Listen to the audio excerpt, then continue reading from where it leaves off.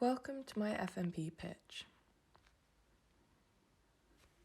For my FMP, I am planning to create a multi-generational narrative photography portfolio about growing up in Totnes. After living here for the past 6 years, I have seen the unique atmosphere and the way in which this influences the people that absorb themselves in it.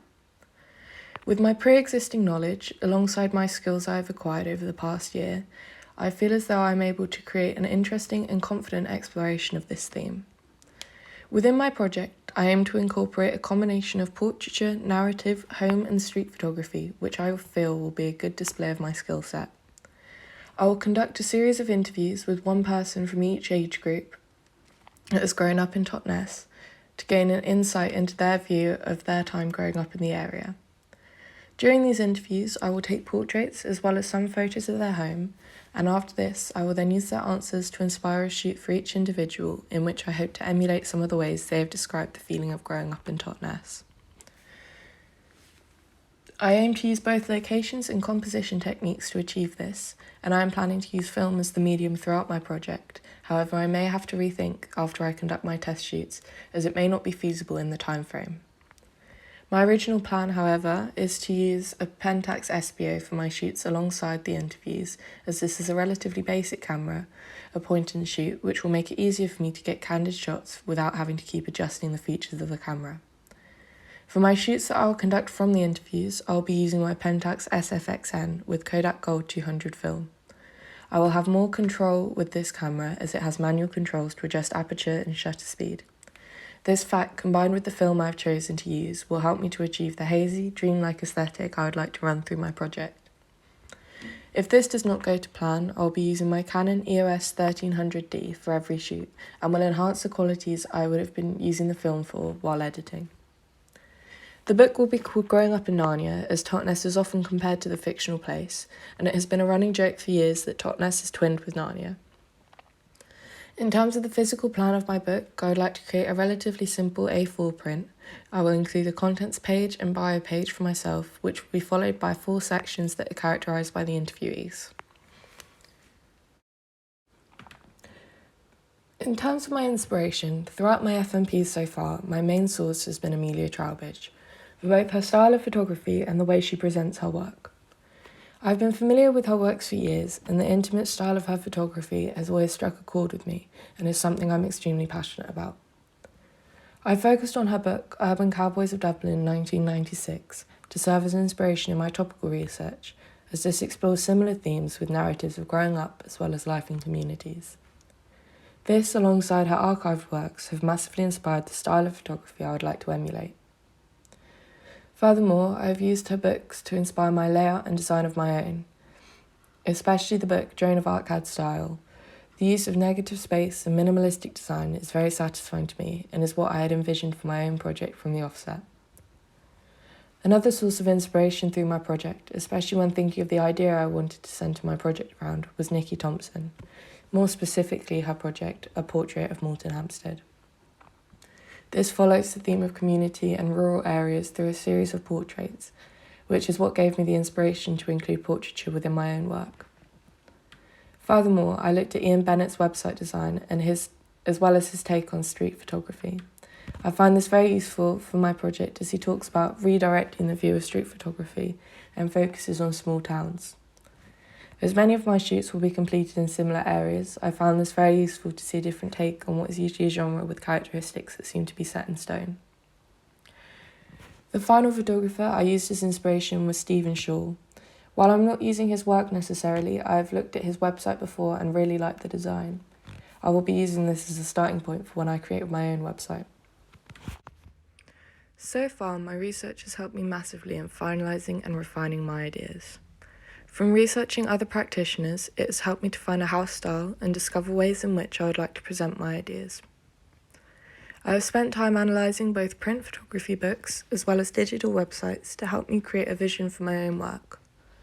For example, from looking at Amelia Trowbridge's work, I have found both styles of photography that I would like to emulate, as well as ways I could lay out my final book.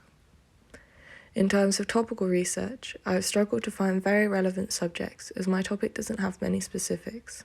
However, through this process so far, I have been able to review many different topics that my idea encompasses, which has helped me to have a clearer view on my project. I have focused on researching small town living as well as the benefits and issues that come along with this, and it has been very interesting to see how subjective this subject is and how opinionated people are about it. I have reviewed a combination of opinion pieces, government statistics, and other sources to compile what I see as a sufficient amount of information. The research I conducted around my equipment has also been essential in formulating the final parts of my idea.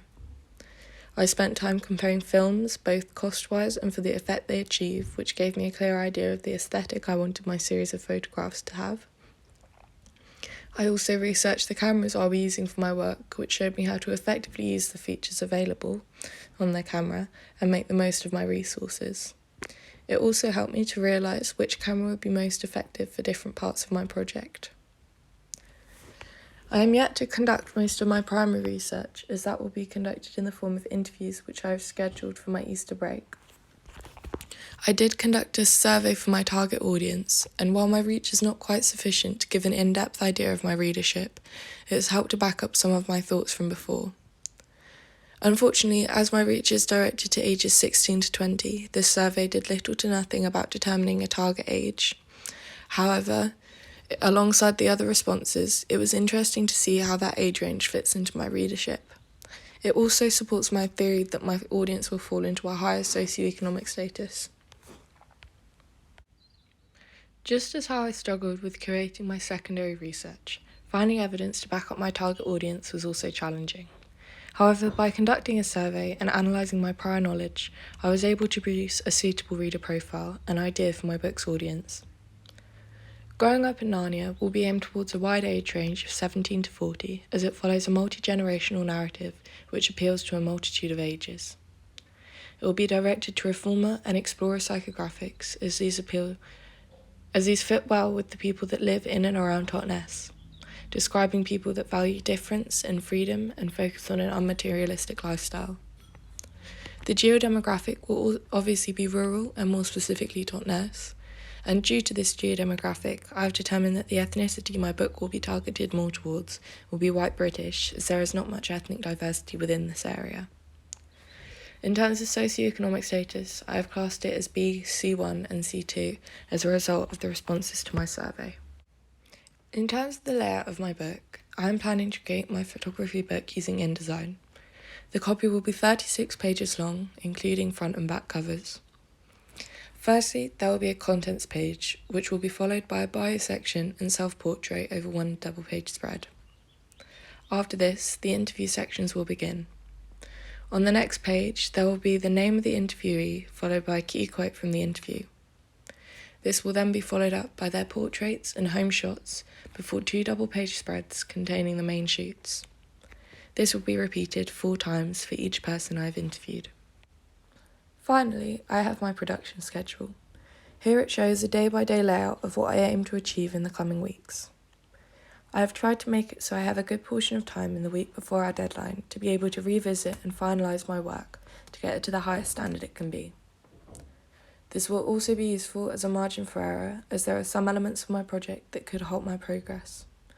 For example, if I have any issues with the film when it comes to being developed, or if some things take longer than expected, I will have time to amend these issues. On Fridays, I have made sure to have a slot to update my production journal so I do not fall behind or forget. Thank you very much for listening.